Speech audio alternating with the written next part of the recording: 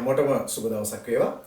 පළවෙනිම ඔයාලා හැමෝම ඉංග්‍රීසි විත් නලින් YouTube channel එකට සාදරයෙන් පිළිගන්නවා. අපි මීට කලින් පොරොන්දු වුණා වගේම අපි ඉංග්‍රීසි ඉගෙන ගන්නවා කියන වැඩේ මුලින් ඉඳන්ම පටන් ගන්න තියෙන්නේ. ඒ මුලින් ඉඳන්ම පටන් ගත්ත ක්‍රියාවලිය නැත්නම් අපේ වැඩපිළිවෙලේ තුන්වෙනි වීඩියෝ එකට තමයි මේ අපි අද ඇවිල්ලා තියෙන්නේ. හරි.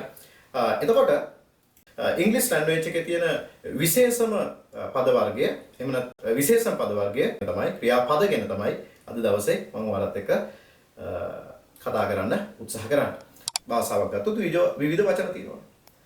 එතකොට ඉංග්‍රීසි ලැන්ග්වේජ් එකේ මේ වගේම විවිධ වචනයක් තියෙනවා. නැත්නම් විවිධ words තියෙනවා. හරි. හැබැයි මුළු ඉංග්‍රීසි ලැන්ග්වේජ්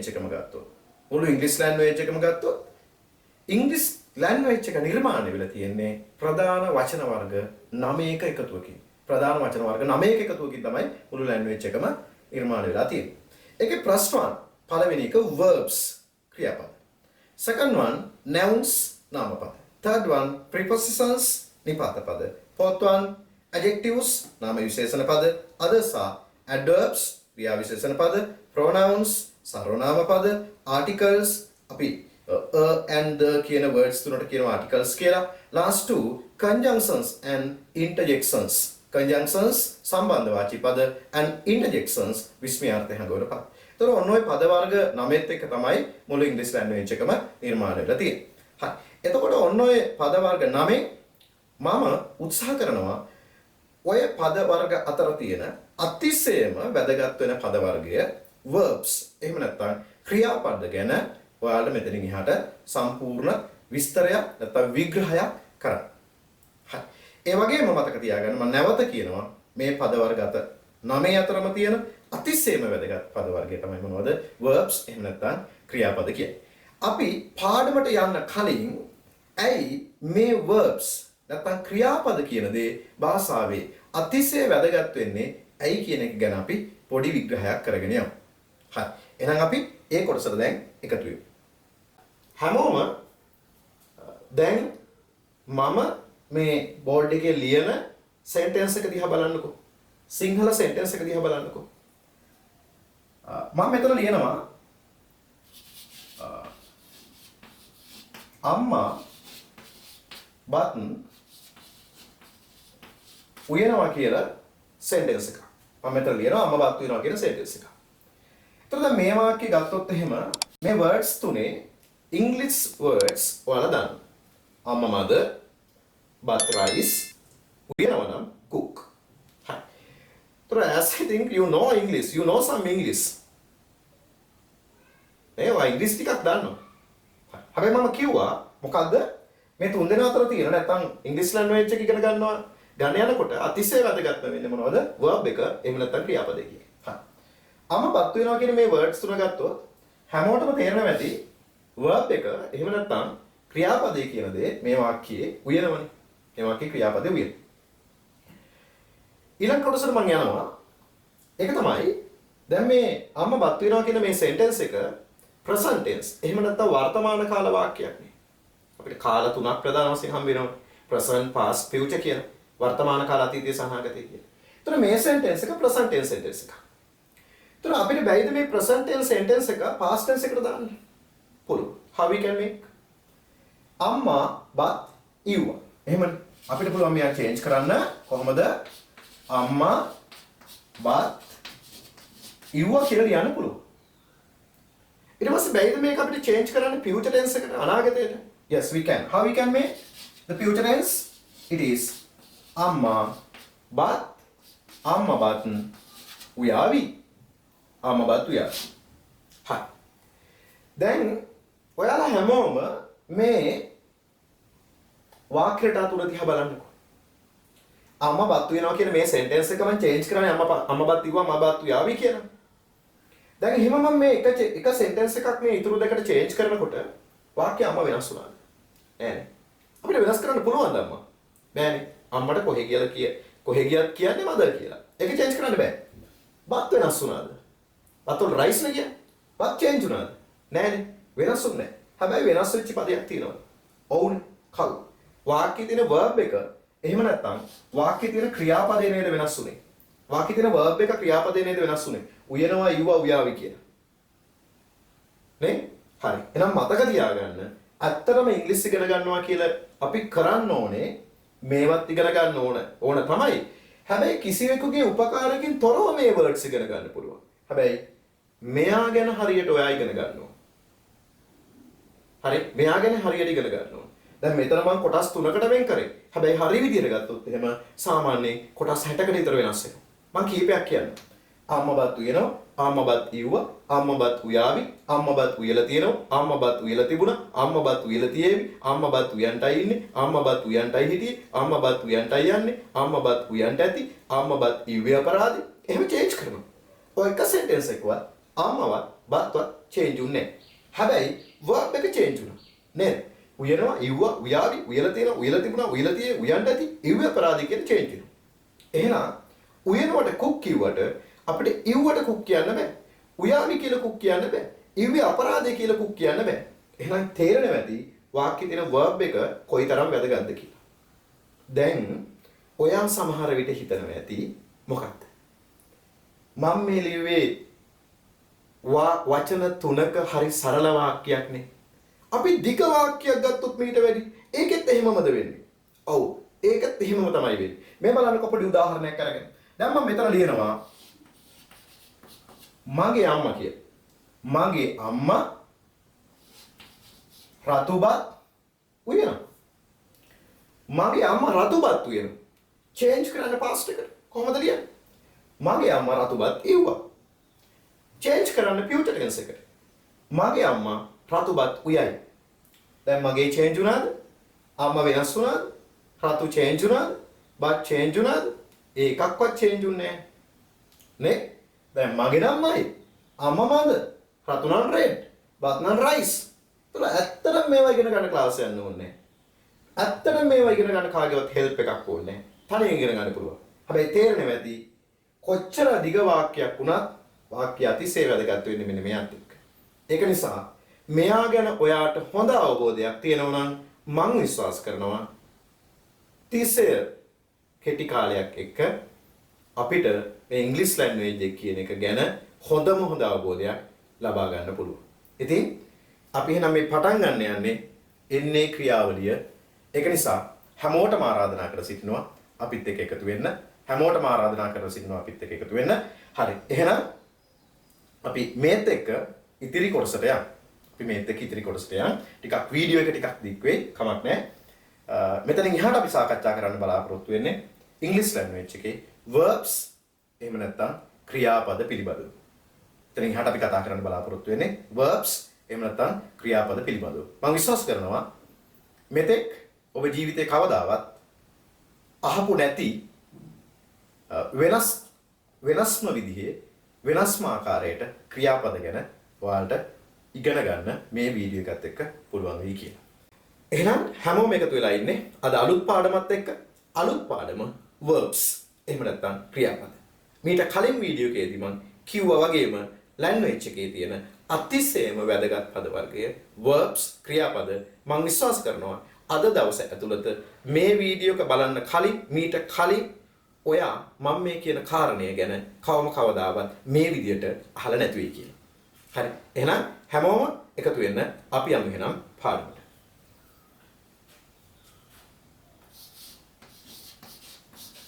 verbs ක්‍රියාපද. verbs ක්‍රියාපද.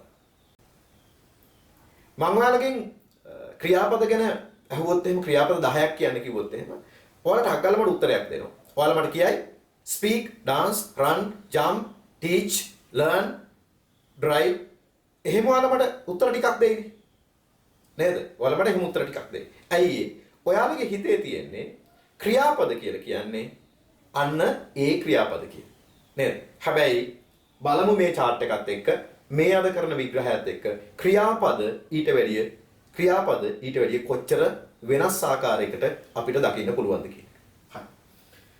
විශේෂම කාරණේ ගත්තොත් ඉංග්‍රීසි ලැන්ග්වේජ් එකේ තියෙන ක්‍රියාපද අපිට ප්‍රධාන කොටස් දෙකකට වෙන් කර හඳුනා ගන්න පුළුවන්. හරි.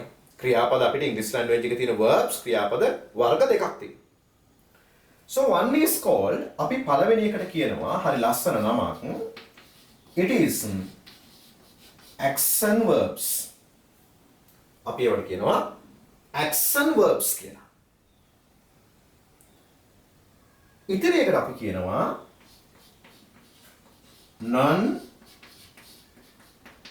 non-action verbs කියලා. අපි එකට කියනවා action verbs කියලා. අපි ඉතින් එකට කියනවා non-action verbs කියලා. දැන් ආපහු ඔයාලට ලොකු ගැටලුවක් එනවා මොනවද? action verbs කියන්නේ මොනවද? What are the action verbs? සමහරවිට ඒකයි මම කිව්වේ මේක ජීවිතේ පළවෙනි වතාවට මෙහෙම අහනවා ඇති. මේ කිව්වේ. So what are the action verbs? තව දෙයක් තේරෙනවා ඇති. දැන් non කියන්නේ නැහැ කියන එක. non කියන්නේ නැහැ කියන එක. non action verbs කියන්නේ action verbs නොවන එක. නේ? එහෙනම් ඔයාලා non action verbs පිළිබඳව හොඳට තේරෙයි. ඔයාලට action verbs ටික තේරෙනවා. ඇයි ඒ? action verbs නොවන ඒවා non action verbs කියලා කියන්නේ. නේද? හරි.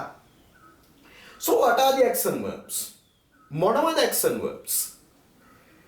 අපිට action verbs English language එකේ වර්ග තුනක් හම්බ වෙනවා. අපිට කොටස් තුනක් හම්බ වෙනවා. So we call them action verbs. අපි ඒවට කියනවා action verbs කියලා. මම මේක සිංහලෙන් ලියනම් for your better understanding වඩා හොඳට තේරෙන්නේ ඕන නිසා අපි පළවෙනි එක කියන මෙන්න මෙහෙම. මොකක්ද? කිරීමක් හැඟවෙන ක්‍රියාපද. කිරීමක් හැඟවෙන ක්‍රියාපද actions. අපි යමක් කරනවා හැඟෙන පදවලට කියනවා ක්‍රියාපද කියලා. නැත්නම් actions කියලා කියනවා. කිරීමක් හැඟවෙන ක්‍රියාපද කියලා කියනවා. So normally language එකේ වැඩිපුරම තියෙන action verbs, actions. Now for an example, what am I doing now? I'm eating. I'm eating. So eat is an action. Eat can action එකක්. කිරීම. නේ? Yes. And also what am I doing now? I'm brushing my teeth. So brush. Brush is an action verb. Kirim. Now what am I doing? I'm running. So run is an action verb. Kirima. What am I doing now? Yes, dancing. So dance. Dance is an action verb. I believe you all can understand. So most verbs in English language are actions. භාෂාවක වැඩිපුරම තියෙන්නේ actions. නැත්නම් කිරි. ඒතර කනවා, බොනවා, දුවනවා, පයින්නවා, නටනවා, ගයනවා, hina වෙනවා, අඬනවා. So they are action verbs. ඒවට අපි කියනවා action verbs කියලා. එහෙනම් කිරීමක් හැඟවෙන ක්‍රියාපද action verbs. පළවෙනි කොටස. Second one. දෙවැනි එක. විඳීමක් හැඟවෙන ක්‍රියාපද. විඳීමක් හැඟවෙන ක්‍රියාපද. විඳී. කවුරුත් කරන්නේ feelings. අපේ මේ බොඩි එකට දැනන දේවල්. පේන්නේ දැනෙනවා විතරයි. මොනවද එහෙම? ආදරය කරනවා. මම ඔයාට ආදරය කරනවා. ඒවට පේනවද මම ඔයාට ආදරෙයිද නැද්ද කියලා?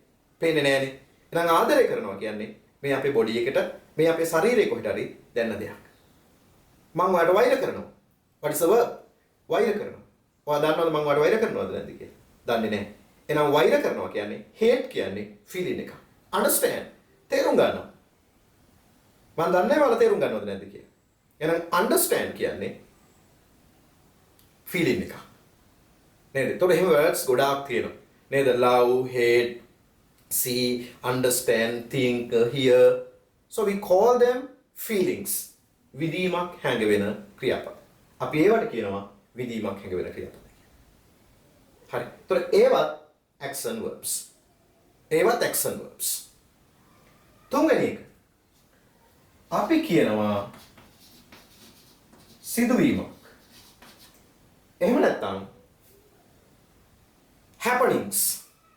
කිසිවෙකුගේ උපකාරයකින් තොරව සිද්ධ වෙන ඒවාට අපි කියනවා මොනවද? සිදුවීමක් හැඟවෙන ක්‍රියාපද කියලා. කවුරුත් කරන්නේ. For an example, nowadays it's raining. It's raining heavily. Rain. වහිනවා. දැන් කවුරුත් කරනවා. වෙහිඳ වෙන ස්විච් එක දානවා. එහෙම නෑ? නේද? ඒතර වහිනවා කියන එක කවුරුත් කරන්නේ නැහැ. හැබැයි verb එකක්. වහිනකොට සුළං වේගයෙන් හමනවා. හමනවා. verb is හමනවා. කවුරුත් කරනවද? කවුරුත් කරන්නේ. සුළං හමනකොට ගස් සුළාතු සෙලවෙනවා. සෙලවෙනවා. කවුරුත් කරනවද? කවුරුත් කරන්නේ. කවුරුත් කරන්නේ. නේද? එහෙනම් වහිනවා, පායනවා, සෙලවෙනවා, වැටෙනවා, පිපෙනවා, පර වෙනවා, පායනවා, බැස යනවා. So we call them this kind of words happenings. සිදුවීමක් හැඟවෙන ක්‍රියාවක්. එතකොට මෙන්න මේ කිරීමක්, විඳීමක්, සිදුවීමක් හැඟවෙන ක්‍රියාපදවලට නැත්නම් verbs වලට පොදුවේ දෙන නම තමයි action verbs කියලා කියන්නේ. හරි. පොදුවේ දෙන නම තමයි action verbs කියලා කියන්නේ.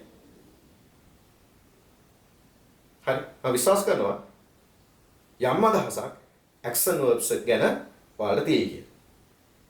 හරි. මම ඔතනින් එහාටම කතා කරනවා ඊට පස්සේ. එතකොට මෙන්න මේ action verbs තියෙනවනේ. නේද? එතකොට මෙන්න මේ action verbs use කරලා English language එකේ නිර්මාණය කරගන්න පුළුවන් ප්‍රධාන වාක්‍ය රටා තියෙන දෙකයි. We can make only two main sentence patterns by using these action verbs. එහෙනම් අපි ඔහොම ඉතිරි කොටසට යමු. මොකද්ද? non-action verbs. So what are the non-action verbs? So the meaning of the word non means ne. So non-action means action නොවන ක්‍රියාපද. එහෙනම් non-action verbs කියලා කියන්නේ මෙන්න මේ action ක්‍රියාපද නොවන ඒවා. තවත් විදිහකින් අපි කිව්වොත් එහෙනම් මොකද්ද? කිරීමක්, විදීමක්, සිදුවීමක් හැඟවෙන ක්‍රියාපද නොවන ක්‍රියාපද.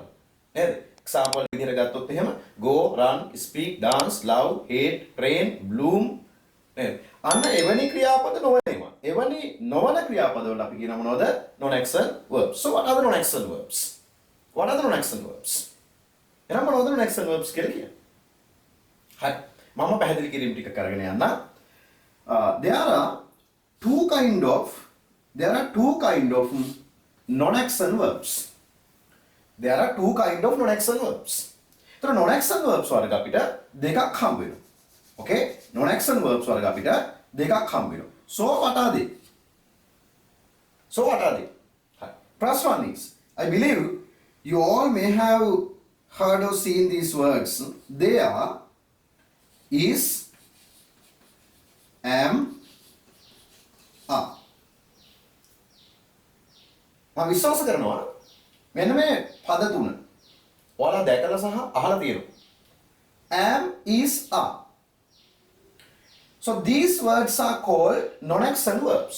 අපි මේවට කියනවා non-action verbs කියලා. හැබැයි මතක තියාගන්න am, is, are කියන තේතොල verbs ක්‍රියාපද. හරි. ඒතර මේක අපි ගොඩක් දෙනෙක් නැත්නම් අපි ටීචර්ස්ලා මේකට ලස්සන නමක් කියනවා අපි මොකක්ද? මේකට අපි කියනවා be verbs කියලා. හරි. මේ am, is, are වලට අපි කියනවා be verbs කියලා. අහලා ඇති මේක කලින්. හරි. හැබැයි මම ඔයාලගෙන් දැන් ප්‍රශ්නයක් අහන්න. ඒ අහන ප්‍රශ්නේ තමයි දැන් අපි go කිව්වොත් action verb එකක් නේ. ඔකේ තේරුම යනවනේ. run කිව්වොත් දුවනවනේ. meaning එකක් තියෙනවනේ. dance කිව්වොත් නටනවනේ. meaning එකක් තියෙනවනේ. අර්ථයක් තියෙනවනේ. නේද? හරි. එතකොට දැන් dance කියන්නේ නටනවා වගේ ආ කියන්නේ මොකක්ද? දැන් ආ කියන එකට meaning එකක් තියෙනවා. ඇයි? ආ කියන්නේ verb එකක්. හැබැයි non-action verb එකක්. ආ කියන එකේ meaning එක මොකක්ද? am කියන එකේ meaning එක මොකක්ද? is කියන එකේ meaning එක මොකක්ද? හරි. තේරුම් කීපයක් තියෙනවා. හරි. අපි පස්සේ මේවා දීර්ඝ වශයෙන් සාකච්ඡා කරමු. අපි මෙතනදී මම මේ පැහැදිලි කිරීම කරන්නේ මේ වගේ අර්ථයන් ටික විතරයි. මේ කොටස් ටික මොකක්ද කියන එක ගැන විතරයි. තේරුම් කීපයක් තියෙනවා. එකක් තමයි වේ වගේ අර්ථයක් වෙන්න පුළුවන්. එහෙම නැත්නම් වේති. එහෙම නැත්නම් වේයි. වෙමි. වෙමු වගේ අර්ථයක් වෙන්න පුළුවන්.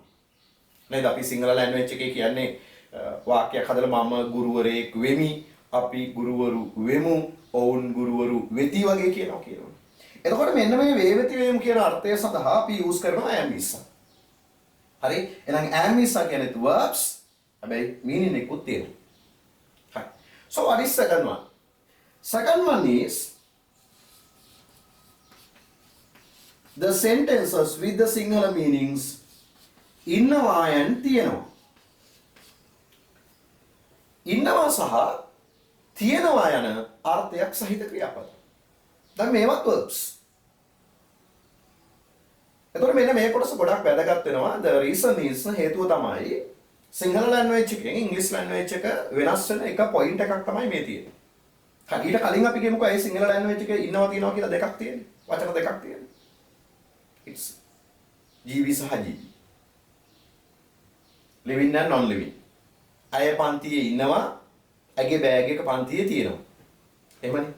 ජීවි සහ ජීවි. ඒ හේතුව නිසා තමයි කොටස් දෙකක් තියෙන්නේ. හරි.